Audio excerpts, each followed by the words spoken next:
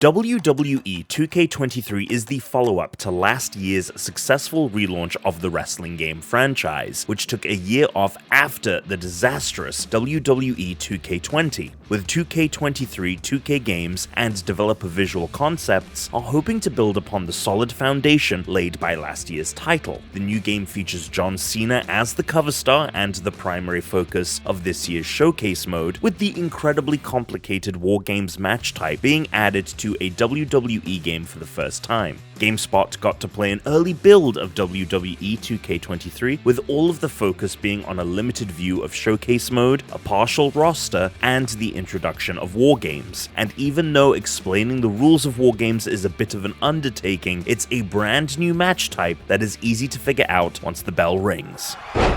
Into the cage now, and the numbers advantage is locked in. The WarGames match type is incredibly chaotic and can be hard to follow at times, much like the real product itself. It is made up of 2, 3, or 4-man teams, depending on what you choose. We only had access to 3v3. 2 opposing wrestlers start the battle inside 2 rings, which are encased in a steel cage, and one by one, members of each team are released from cages in the crowd. Momentum swings back and forth as one team gets the advantage over the other, and team members make their way to the ring. No one can win the match, however, until every member of each team has entered the WarGames bout. Yes, it's exceptionally convoluted as far as rules go, but luckily an intro scene before the match breaks down everything for you. The match type is a breath of fresh air for a franchise that needed something special to keep up with the television product. Once you embrace the utter chaos within the confines of 2 wrestling rings enclosed in a cage, the match type is one of the most fun and innovative things 2K Games has done with the franchise in years. The trench, the area between the 2 rings, is a confined space your wrestlers can find themselves in from time to time, but unlike the limited area of movement in Hell in a Cell matches, you have a much fuller range of movement in the trench, so it doesn't have a no man's land feel. You can and should fight in this area, as you'll want to use the entirety of the brawling space available. Outside of the chaos, the first thing WWE fans will notice is that WarGames has a different presentation compared to the live TV product. Typically, the wrestlers who haven't entered the battle wait for their chance to come out in shark cages, which tend to be at the top of the entrance ramp. WWE 2K23 puts these wrestlers in cages in the middle of the section behind the ring, complete with stairs for them to walk down, so players can always see the other members of their team awaiting their chance to get involved in WarGames. From the build we played, WarGames works. It's something we were skeptical of because the real-life version is an exciting match type, but one that can be hard to follow. Sure, WWE 2K23's version is also somewhat hard to follow at times, but that works given how chaotic the match is meant to be.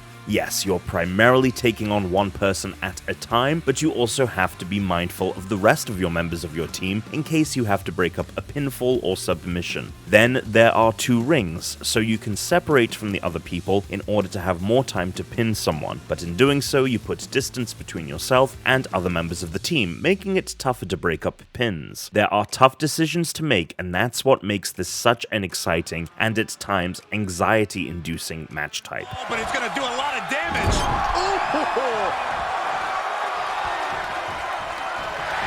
Showing the world just how much fight she's got left.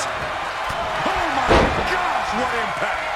If you're on the opposite side of this entry, you are bracing for a fight. Much like previous installments of the game, Showcase, this time featuring John Cena, opens with the superstar at a microphone, narrating the highlights of his career interspersed with archived WWE footage. The introduction sets the stage for a bit of a spin on the classic game mode, starring the previously mentioned cover superstar, John Cena. The twist is that, unlike previous incarnations of Showcase, you aren't playing as Cena match after match. Instead, you play the role of the opponents that have beaten him over the years. So those on the Cena sucks spectrum of the polarizing Cena chants get to live your dream. You follow major moments in Cena's career, playing as everyone else, while the cover star narrates the battle. This was a step in the right direction as far as showcase mode goes, as playing as different characters each match was incredibly refreshing compared to previous games. While WWE 2K22 showcase mode was fine and the presentation was nice, playing as Rey Mysterio over and over again became tedious, and so many of Mysterio's matches didn't have the impact to make that year's showcase mode a big success. Things seem to be improving with 2K23, as it is refreshing to play the game as Cena's opponents, spending time working on specific objectives in order to unlock different arenas, championship titles, and even wrestlers.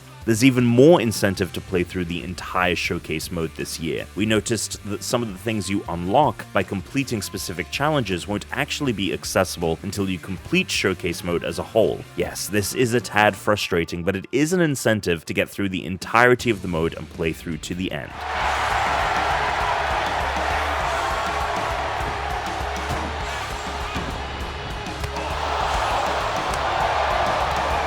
One new gameplay element in 2K23 is how you kick out of pinfalls. You can use the traditional pound the buttons until your fingers fall off way, one which wrestling games have clung to for the longest time, or you can select a new variation of this in which a bar pops up on the screen and there's a smaller red bar moving back and forth which you must line up with your cursor and then flick up on the right control stick. It's different and gives a nice accessibility option for those who either aren't great at button mashing or may not be capable of doing so. You can now taunt while holding a weapon, something new for the series. Some characters got brand new models like Cody Rhodes and 2006 RVD, who both look brilliant, and others look like they haven't changed much since last year, like Roman Reigns. There are lots of new animations this year, and because of this, gameplay seems a bit smoother compared to last year's game, which in itself was a much needed upgrade from previous incarnations of the long-lived series. The gameplay felt more fluid and quick, and yes, there were a few minor glitches here and there, like hair clipping through people's shoulders, and the one time we saw someone teleport from the middle of the ring to the outside of the ring, causing their own elimination in a 10-person Royal Rumble match. But overall, everything felt a bit more smooth and polished. The HUD for your player is a bit clearer and easier to read, as it got a minor aesthetic update. The finisher bar has 3 separate sections, so it's even more apparent how many finishes you have, even though that was never really an issue. Regardless, the new design is an improvement, although we did notice that the upper deck of the arena had no one in it during our time with the game.